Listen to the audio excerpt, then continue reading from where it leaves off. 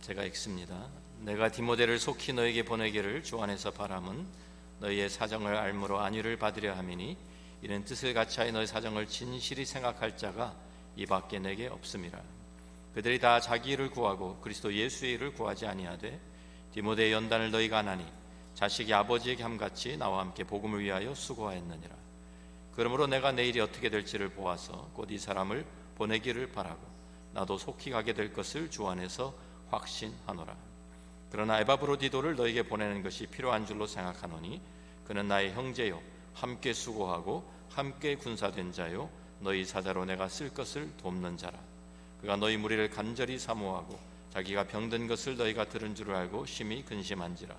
그가 병들어 죽게 되었으나 하나님이 그를 긍휼히 여기셨고 그뿐 아니라 또 나를 긍휼히 여기사 내 근심 위에 근심을 면하게 하셨느니라. 그러므로 내가 더욱 급히 그를 보낸 것은 너희로 그를 다시 보고 기뻐하게 하며 내 근심도 덜려 함이니라. 이러므로 너희가 주 안에서 모든 기쁨으로 그를 영접하고 또 이와 같은 자들을 존귀히 여기라. 그가 그리스도의 일을 위하여 죽기에 이르러도 자기 목숨을 돌보지 아니한 것은 나를 섬기는 너희의 일에 부족함을 채우려 함이니라. 아멘. 오늘 본문은 디모데 또 에바브로에 대한 그러한 내용입니다. 그렇지만 이것은 또 앞에 우리가 이미 본 말씀들과 연결이 되어 있는 내용이기도 합니다. 우리가 그래서 함께 잠깐 빌립보서 우리가 그동안에 지나온 이 메시지를 잠깐 복습하면 좋을 것 같습니다. 우리는 복음 안에서 함께 부르심을 받은 복음의 동역자들이 되었습니다. 그런데 우리 이제 이 복음의 동역자로 우리 복음 안에서 부르심을 받은 우리들은 복음에 합당한 삶을 살아가야 한다라고 말씀합니다. 그래서 먼저는 우리들이 믿지 않는 이 세상에서 믿지 않는 사람들 가운데서 어떻게 복음에 합당하게 살아가야 하는지를 먼저 우리에게 알려주죠. 빌립보서 1장 27절과 28절 말씀 돌아가서 같이 한번 읽어봅니다. 오직 너희는 그리스도의 복음에 합당하게 생활하라. 이는 내가 너희에게 가보나 떠나 있으나 너희가 한 마음으로 서서 한 뜻으로 복음의 신앙을 위하여 협력하는 것과 무슨 일에든지 대적하는 자들 때문에 두려워하지 아니하는 이 일을 듣고자 함이라. 이것이 그들에게는 멸망의 증거요 너희에게는 구원의 증거니 이는 하나님께로부터 난 것이라 그랬습니다. 요약하면 한 마음으로 우리가 이 세상에 살아가는 동안 한 마음으로 우리가 복음 안에서 서로 협력하는 것이 필요하고 세상의 세력들을 두려워하지 말라는 것과 또 은혜와 함께 고난도 받을 준비를 하고 있으라는 말씀입니다. 그런 다음에는 우리에게 또 복음 안에서 합당하게 산다는 것을 우리가 이 교회 안에서는 어떻게 살아야 하는지를 우리에게 말씀해 줍니다. 빌립보서 2장 3절과 4절 말씀을 우리가 주신 말씀 같이 읽어봅니다. 빌립보서 2장 3절과 4절입니다. 아무 일에든지 다툼이나 허영으로 하지 말고 오직 겸손한 마음으로 각각 자기보다 남을 낮게 여기고 각각 자기 일을 돌볼 뿐더러 또한 각각 다른 사람들의 일을 돌보아 나의 기쁨을 충만하게 하라 그랬죠. 자, 이것을 이렇게 우리가 다른 사람을 나보다 낮게 여기기 위해서는 우리가 그리스도 예수의 마음을 품어야 한다라고 계속 말씀합니다. 그래서 그 그리스도 예수의 마음을 우리에게 알려주는데 빌립보서 2장 5절부터 8절의 말씀입니다. 제가 읽습니다. 너희 안에 이 마음을 품으라. 곧 그리스도 예수의 마음이니 그는 근본 하나님의 본체시나 하나님과 동등됨을 취할 것을 여기지 아니하시고 오히려 자기를 비워 종의 형체를 가지사 사람들과 같이 되셨고 사람의 모양으로 나타나사 자기를 낮추시고 죽기까지 복종하셨으니 그 십자가에 죽으심이라.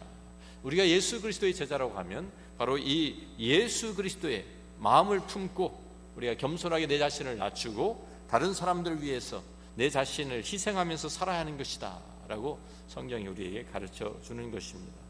왜? 그래야만 하나님의 나라가 이 땅에 건설이 되고요 하나님의 뜻이 이 땅에 이루어지기 때문입니다. 그런데 우리는 종종 이렇게 핑계를 댑니다.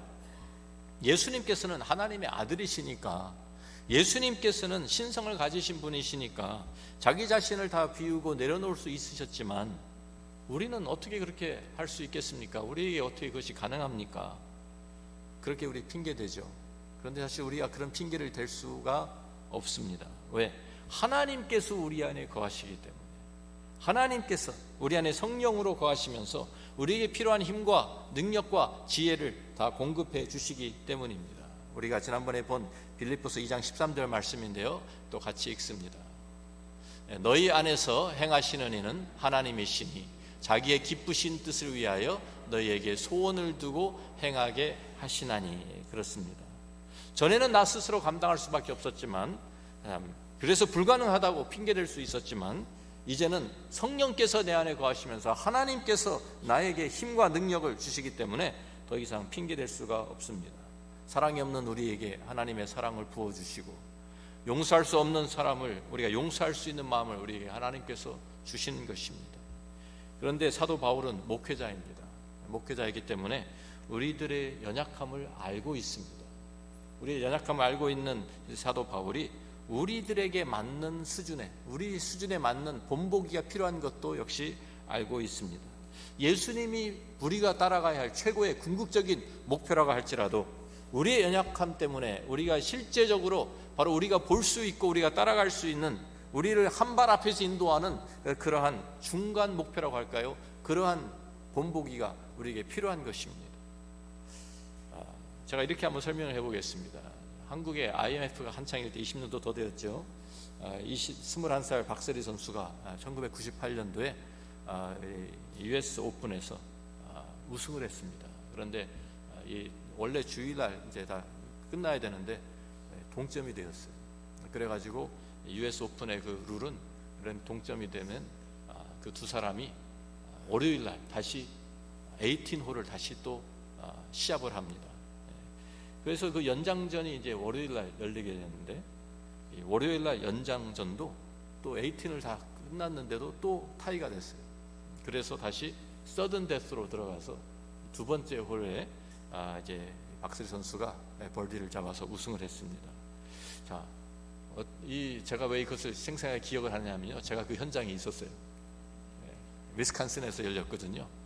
그래서 이 위스콘신 콜러라는 곳에 블랙 오프런이라는 그 골프장에서 제가 주일날 이제 다 끝났거니 하고 이제 뉴스를 이제 라디오에서, 교회에서 끝나고 라디오를 듣고 가는데 방송을 하는 거예요. 연장전을 한다. 언제? 월요일날. 월요일날 나 쉬는 날인데, 월요일날 근데 티켓이 10불이래. 그래서 US 오픈을 10불에 내가 결승전을 볼 수 있겠구나. 그래가지고 또 얘기 들으니까 아이들은 공짜. 그래서 우리 딸 아이 둘이 그때 데리고 제가 태우고 거기 갔습니다. 제가 월요일날 가가지고 박세리 선수 따라다니면서 응원을 했죠. 그런데 거기에 18홀에 정말 극적인 그 장면 여러분 기억하시는지 모르겠는데, 신발 벗고 맨발로 물속에 들어가 빠진 공을 쳐내가지고 타이를 했잖아요. 제가 그 바로 맞은편에서 제가 보고 있었어요, 타이를. 그리고 이 벌디 18 끝나고 다시 두 번째 홀에서 벌디하는 장면까지 제가 보고 우승하는 장면을 봤습니다. 그때까지만 해도 한국 선수가 US 오픈에서 우승을 한다는 거 사람들이 상상도 못했습니다.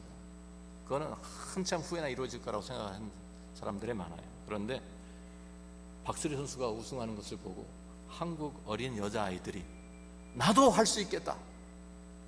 그러니까 그때까지만 해도 미국의 US 오픈, 메이저를 오픈한다, 이제 우승한다 생각도 못하던 아이들이 박세리 선수, 가까이 있는 박세리 선수가 우승을 하니까 박세리 선수 같이 이제 그때부터 얼마나 많은 한국 여자 골프 선수들이 나왔습니까? 지금은 전 세계 골프 여자 골프 대회를 다 한국 선수들이 석권하고 있습니다. 그런 바로 자기 가까운 사람에게 그러한 목표를 자기가 설정하면서 따라갈 수 있는 것이죠. 이런 것처럼 우리의 최고의 목표는 예수님이시지만, 예수님 우리가 닮아가는 것이지만, 사도 바울은 그러한 중간 목표가 필요한 것을 알고 있었어요. 그래서 사도 바울이 종종 자기 자신을 본보기로 내세웁니다. 빌립보서 4장 9절에도 이런 말씀이 있죠. 같이 읽어봅니다. 너희는 내게 배우고 받고 듣고 본 바를 행하라. 내게입니다. 내게가 아니고. 그리하면 평강의 하나님이 너희와 함께 계시리라. 그렇죠. 우리 고린도전서 4장 16절에도 그러므로 내가 너희에게 권하니 너희는 나를 본받는 자가 되라는 말씀을 합니다. 그런데 그것은 그냥 나만 본받는 자는 말이 아닙니다. 우리 고린도전서 11장 1절 말씀도 우리가 보면은요, 같이 읽어봅니다. 내가 그리스도를 본받는 자가 된 것 같이 너희는 나를 본받는 자가 되라. 나도 그리스도를 본받는 것처럼 너희도 같은 그 가운데에서 너희가 나를 따라오라. 그러면 너희도 그리스도를 본받는 사람이 될 수 있다. 이런 의미죠.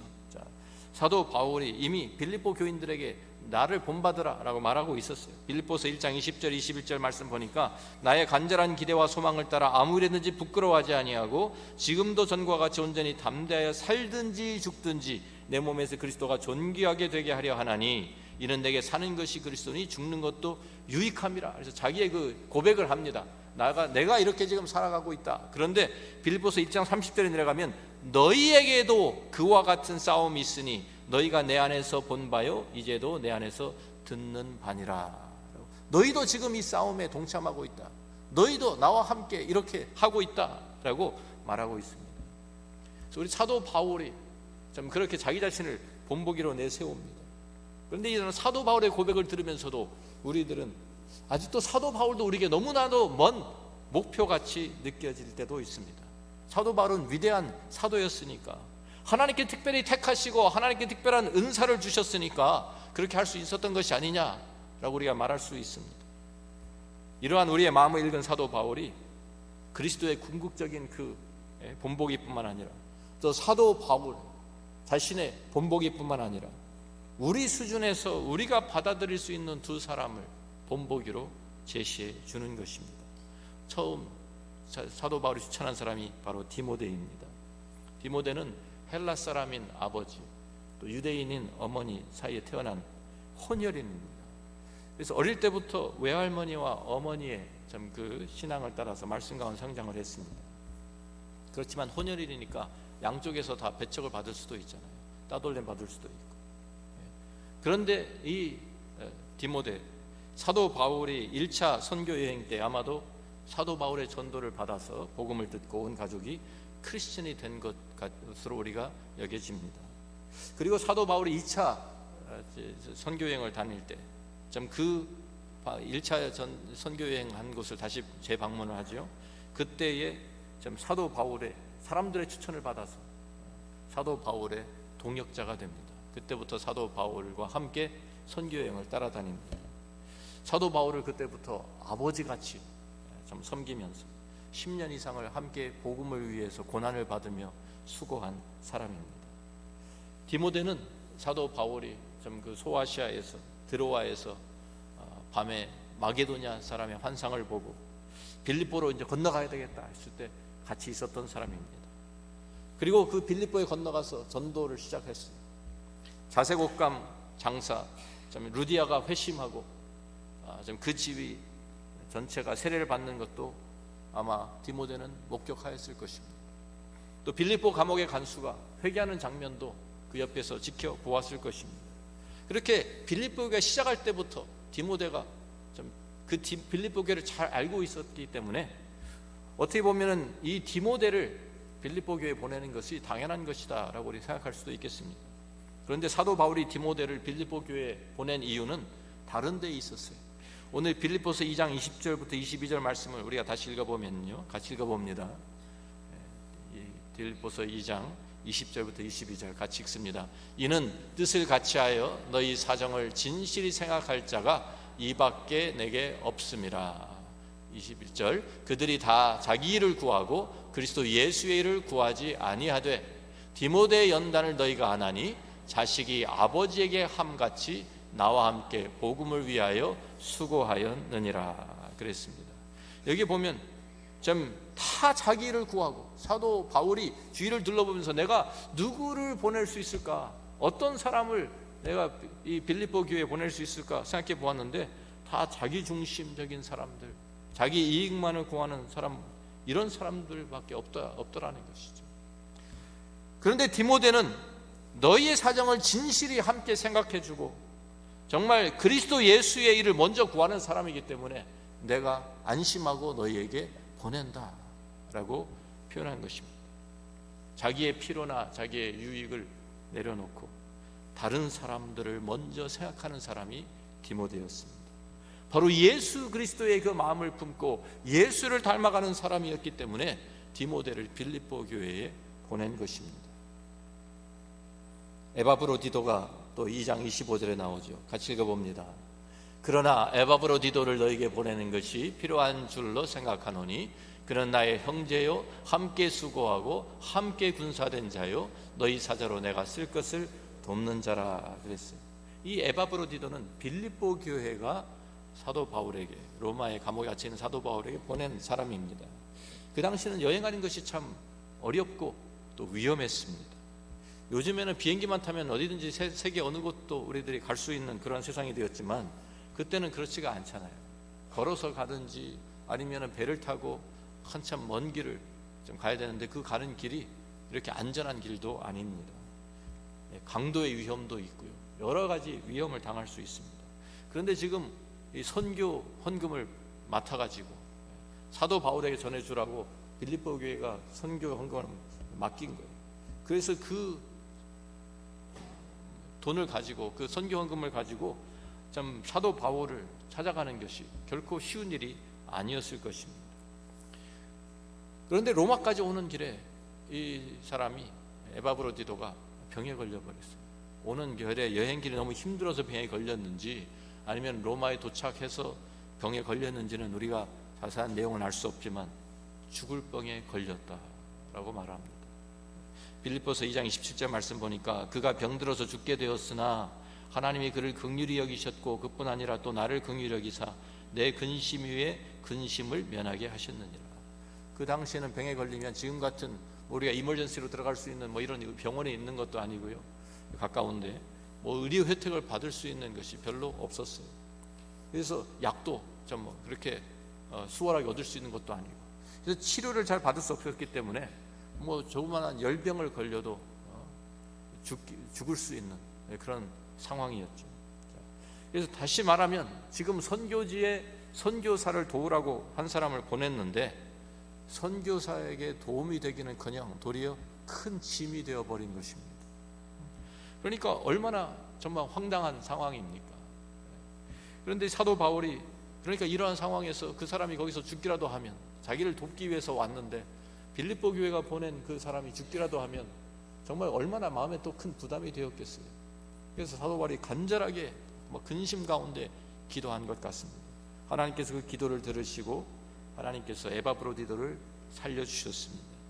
그래서 건강이 회복된 이 에바브로디도, 그래서 될수 있는 대로 빨리 빌립보 교회로 되돌려 보냅니다. 왜? 빌립보 교인들이 그 소식을 듣고 이 에바브로디도가 병들어서 죽게 되었다라는 소식을 들었기 때문에 그들의 근심을 덜어주기 위해서 건강해진 에바브로디도를 빨리 보낸 것입니다. 그런데 에바브로디도는 그 나름대로 또 근심하고 있었습니다. 26절 말씀을 보니까 그가 너희 무리를 간절히 사모하고 자기가 병든 것을 너희가 들은 줄을 알고 심히 근심한지라. 자기의 그 소식을 빌립보 교인들이 들은 것을 알게 되니까 자기도 지금 죽게 된 상태에 있었는데 자기의 건강을 걱정하는 것보다 빌립보 교인들을 먼저 생각하면서 우리 교인들이 얼마나 나를 위해서 걱정하고 있을까 하는 것이 도리어 그의 근심이 되었다, 이런 내용입니다. 사도 바울이 이 에바브로디를 이야기하면서 이 사람 역시 그리스도 예수의 마음을 품고 예수를 닮아가는 사람이라고 우리에게 본보기로 보여주고 있는 것입니다. 빌립보서 2장 30절 말씀을 우리가 보니까 같이 한번 읽어봅니다. 그가 그리스도의 일을 위하여 죽기에 이르러도 자기 목숨을 돌보지 아니한 것은 나를 섬기는 너희의 일에 부족함을 채우려 함이라. 여기에 죽기에 이르러도 라는 이 표현은 빌립보서 2장 8절에 예수님의 마음을 설명하면서 거기에 곧 죽기까지 복종하셨으니 라는 표현과 같은 표현을 여기에 사용하고 있습니다. 여기에 나오는 이 세 사람을 보십시오. 디모데와 또 에바브로디도 또 바울까지 얼마나 아름다운 모습들입니까? 어느 누구도 자기 자신을 먼저 생각하는 사람이 없습니다. 먼저 다른 사람들 생각부터 하는 것입니다. 바울은 자기 자신이 지금 감옥에 갇혀 있는 형편입니다. 갇혀 있으면서 다른 사람의 도움이 절실하게 필요합니다. 디모데가 필요하고 에바브로디도가 필요한 그런 상황인데도 자기 자신보다도 빌립보 교회를 먼저 생각하면서 이 두 사람을 빌립보 교회로 떠나 보내는 것입니다. 디모데는 또 참 자기가 사랑하는, 아버지같이 사랑하는 바울이 감옥에 갇혀 있는데 바울을 그냥 혼자 내버려 두고 떠나기가 발걸음이 떨어지겠습니까? 바울의 곁을 지키고 싶었겠지만 그리스도 예수의 일이 먼저이기 때문에 빌립보 교회, 그 일을, 빌립보 교회를 돌봐야 되기 때문에 바울에게 순종해서 빌립보로 향합니다. 에바브로디도는 자기가 병에 걸려 죽게 된 그런 상황에서 자기가 끼친 그 근심 때문에 도리어 교회를 걱정하고 성도들을 걱정합니다. 이 말씀을 보면, 내용을 보면 우리가 빌립보서 14장의 7절과 8절 말씀, 우리가 참 잘 아는 말씀이죠. 같이 한번 읽어봅니다. 우리 중에 누구든지 자기를 위하여 사는 자가 없고 자기를 위하여 죽는 자도 없도다. 우리가 살아도 주를 위하여 살고 죽어도 주를 위하여 죽나니 그러므로 사나 죽으나 우리가 주의 것이로다. 그렇습니다. 우리 중에 누구든지 우리를 위해서 사는 자가 없고 자기 자신을 위해서 죽는 자도 없습니다. 우리는 살아도 주를 위해서 죽어도 주를 위해서, 그렇기 때문에 우리는 사나 죽으나 주의 것입니다. 바로 이렇게 고백하는 사람이 진정한 크리스천인 것입니다. 이것이 크리스천의 모습이에요. 이것이 그리스도 일꾼의 모습인 것입니다. 디모데, 특히 에바브로디도 사도 바울과 같은 위대한 사도도 아닙니다. 우리 주위에서 얼마든지 찾아볼 수 있는 평범한 사람들 가운데서 지금 사도 바울이 디모데와 에바브로디도를 우리에게 보여주고 있는 거예요. 이 사람들이 하나님의 부르심 가운데서 자기의 부르심을 따라서 자기 자신을 내려놓고 복음을 위해서, 하나님의 나라를 위해서 그리스도 예수의 마음을 품고 자기 자신을 희생한 사람들입니다. 자기 자신부터 챙기지 않고 다른 사람부터 챙기는 이러한 사람들을 사도 바울이 빌립보 교회에 추천하면서 너희들은 이러한 사람들을 존귀하게 여겨라 고 말합니다. 에바브로디도는요, 이 빌립보, 오늘 우리가 읽은 본문 말씀에 나오는 이름이 나오는 것 외에는 신약성경 어디에도 나오지 않는 사람입니다. 다시 말하면 아무도 알아주지 않던 그런 무명 인사였습니다. 이름도 없이 죽을 고비를 넘기면서 묵묵히 주님을 섬긴 이 사람을 사도 바울이 무엇이라고 부르고 있습니까? 빌립보서 2장 25절에 우리가 돌아가 보면 에바브로디도를 향해서 그는 나의 형제요 함께 수고하고 함께 군사된 자요 너희 사자로 내가 쓸 것을 돕는 자라 그랬어요. 나의 형제라고. 이름이 없는 사람이었지만 사도 바울이 나와 동등한 하나님의 사랑을 받는 그리스도의 안에서 형제라라고 그를 부르고 있고요. 또 함께 수고하고, 영어 성경에 보면 fellow worker이라고 표현했습니다. 사도 바울과 함께 복음을 위해서 함께 수고하는 일꾼이라고, 그리스도의 일꾼이라고 소개하는 것입니다. 또 함께 군사된 자요, fellow soldier. 사도 바울과 함께 일선에서 그리스도의 군사가 되어서 영적 전쟁을 치르고 있는 사람이라고 그렇게 칭찬합니다. 그리고 너희 사자다, 여기 사자라는 말을 영어 성경에 messenger이라고 썼는데요, 이 원어를 보면은 사도라는 뜻의 그 아포스톨로스라는 단어를 사용하고 있습니다. 그 아포스톨로스라는 그 단어의 뜻이 보냄을 받은 자거든요. 그러니까 빌립보 교회가 보냄은 사람이라는 뜻으로 아포스톨로스라는 말을 썼는데 사도라는 그 직분도 아포스톨로스라는 단어를 쓰죠. 사도 바울과 같은 그런 차원은 아니지만 사도 바울과 같은 그 임무를 부여받은 사람이다라는 뜻으로 이 단어를 쓴 것 같습니다. 교회 안에서는 또 하나님 나라에서는 사도 바울과 같이 이렇게 위대한 사람만 인정받는 것이 아닙니다. 에바브로디도와 같이 이름이 알려지지 않았다 할지라도 그리스도 예수의 마음을 품고 섬기는 사람은 모두 다 하나님 앞에서 인정받는 줄로 믿습니다. 목사와 장로, 또 권사와 집사, 이런 직분을 가지고 앞에 서서 나서서 일하는 사람들만 주님께서 알아주시는 것이 결코 아닙니다. 우리가 직분이 없다 할지라도 믿음을 가지고 신실하게 우리에게 맡겨진 일에 충성하는 사람들을 주님께서는 분명히 알아줄 줄로 믿습니다. 마태복음 10장 42절에 이런 말씀이 있습니다. 같이 읽어봅니다. 또 누구든지 제자의 이름으로 이 작은 자 중 하나에게 냉수 한 그릇이라도 주는 자는 내가 진실로 너에게 이르노니 그 사람이 결단코 상을 잃지 아니하리라 하시니라. 거기에 철자가 틀렸습니다. 사람이 결단코 상을 잃지 아니하리라. 냉수 한 그릇이라도 주는 사람, 이름 없는 그 한 사람에게도 주님께서 결단코 그 상급을 잃지 않을 것이다 말씀합니다. 디모데후서 4장 7절과 8절도 읽어봅니다. 나는 선한 싸움을 싸우고 나의 달려갈 길을 마치고 믿음을 지켰으니, 계속해요. 그 다음 8절. 이에 후로는 나를 위하여 의의 면류관이 예비되었으므로 주 곧 의로우신 재판장이 그날에 내게 주실 것이며 내게만 아니라 주의 나타나심을 사모하는 모든 자에게 도니라. 그랬어요. 사도 바울이 내가 선한 싸움을 싸우고 내 달려갈 길을 다 마치고 믿음을 지켰다. 그래서 나에게는 의의 면류관이 예비되었다. 그런데 그것을 끝나는 것은 나만 받는 것이 아니라 뭐라고 그래요? 주의 나타나심을 사모하는, 주님의 그 나타나심을 사모하면서 그리스도 예수의 마음을 품고 믿음을 지키고 똑같이 수고한 모든 사람에게도 주님께서 의의 면류관을 예비하셨다가 주실 것이다 라고 약속합니다. 우리 교회 안에서도 이름 없이 신실하게 섬기는 분들이 많이 있습니다.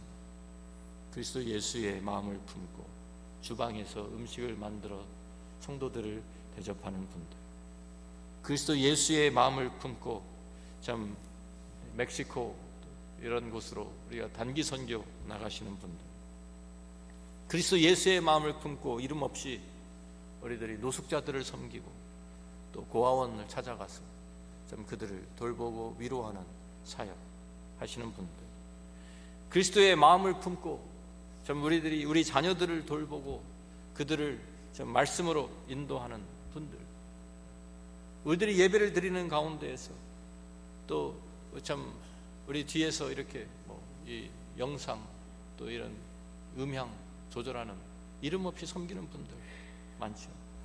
그리스도 예수의 마음을 품고 병상에 있는 분들을 위해서 기도하며 위로하고 또 음식을 만들어서 좀 딜리버리 하시는 분들도 있습니다. 이러한 분들이 저는 바로 우리 교회의 에바브로디도라고 믿습니다. 이러한 분들의 섬김을 통해서 교회가 든든하게 서가고 이 땅에 하나님의 나라가 세워지는 것입니다. 우리의 직장 일이 바쁘고 우리의 사업이 좀 바쁜 줄로 압니다. 삶도 많이 바쁩니다. 시간 내기도 힘듭니다.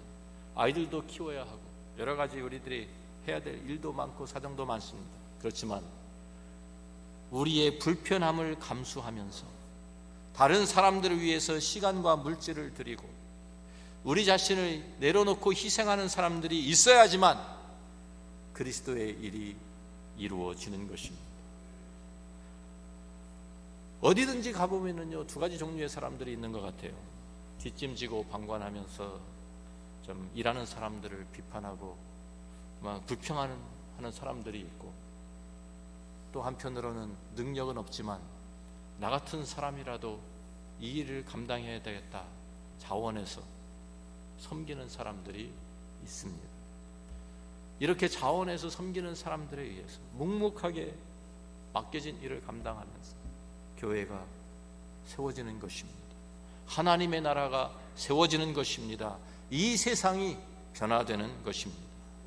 그리스도의 일꾼은 사도 바울과 같이, 디모데와 같이, 에바브로디도와 같이 그리스도 예수의 마음을 품고 섬기는 사람들을 통해서 이 땅이 아름다워지는 것입니다.